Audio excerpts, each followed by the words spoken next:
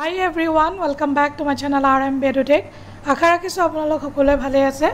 আৰু আজি এই ভিডিঅ'টোত আমি দুটামান ইম্পৰ্টেন্ট কোৱেশ্চন আৰু আনসাৰ ডিসকাস কৰিম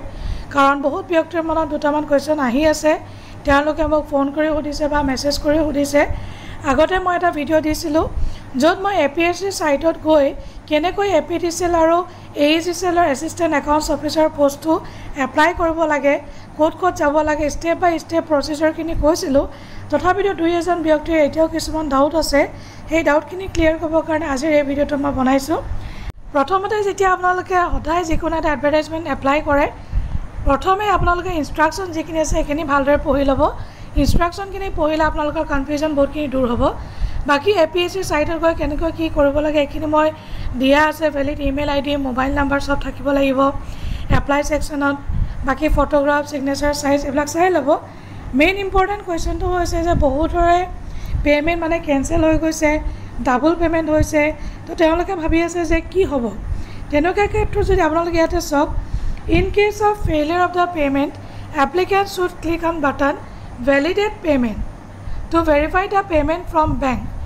in instances of double debit that is amount debited twice for the same transaction the bank will automatically refund the fee to the applicant within 5 to 7 working days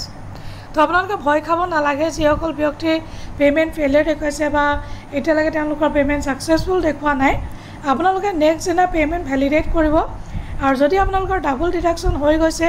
double debit হৈছে তেওঁলোকে ৰিফান্ড কৰিব বুলি দিছে আৰু এটা next important point হৈছে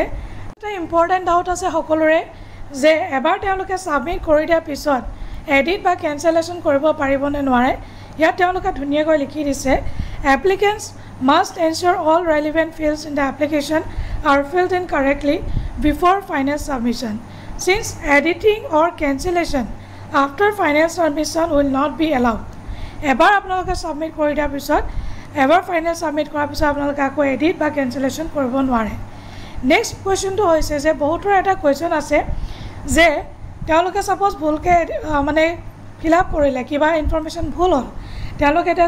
ফৰ্মখন cancel কৰিব বিচাৰিছে কৰিব পাৰিব নে নোৱাৰে তেওঁলোকে এটা উপায় আছে যেটো ইয়াত মেনশন নাই তথাপিও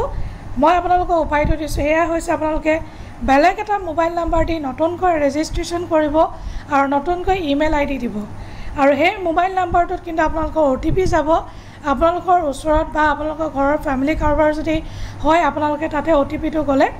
লব পাৰিব আৰু নতুনকৈ এটা ফ্ৰেছ ইমেইল আইডি আপোনালোকে ক্ৰিয়েট কৰি ফ্ৰেছ ইমেইল আইডি আৰু মোবাইল নাম্বাৰটো দি আপোনালোকে নতুনকৈ ৰেজিষ্ট্ৰেচন কৰি আকৌ গোটেইখিনি ডাটা ফিল আপ কৰিব লাগিব আদাৰৱাইজ কিন্তু আপোনালোকে এডিট বা কেনসেলেশন কৰিব নোৱাৰে এবাৰ সাবমিট কৰাৰ পিছত এইখিনি আছিল ডাউটখিনি যিখিনি মই ক্লিয়াৰ কৰি দিছো যদি আপোনালোকে ভিডিঅটো ইনফৰ্মেটিভ বুলি ভাবিছে এটা লাইক কৰি দিব মোৰ ভিডিঅটো শেয়াৰ কৰি দিব আৰু কাইন্ডলি যেটো মোৰ চেনেল আছে এটো সাবস্ক্ৰাইব কৰিব নাপাহৰিব লগতে নটিফিকেশন বেলটো প্ৰেছ কৰি দিব বুলি আশা ৰাখিলো Thank you so much for watching the video. Bye bye and take care. তাৰ উপৰি আৰু এটা আছে কথা ক'ব কাৰণে এটো থাকি গৈছিলে যিসকল ব্যক্তিয়ে নিজে ফিল আপ কৰিব নাজানে বা নোৱাৰিছে বা তেওঁলোকৰ ওচৰত কম্পিউটাৰ নাই বা ল্যাপটপ নাই তেওঁলোকে CSC চেণ্টাৰত গৈ কৰিব পাৰে কমন সাৰ্ভিস চেণ্টাৰ আপোনালোকৰ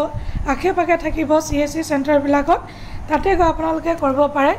applicants without debit card internet banking may visit nearest CSC center বা আপোনালোকে যদি নাজানিছে বা কিবা কাৰণত পৰা নাই CSC center গৈ আপোনালোকে কৰিব পাৰে কমন সাৰ্ভিস চেণ্টাৰ ইয়াতে গৈ আপোনালোকে কৰিব পাৰে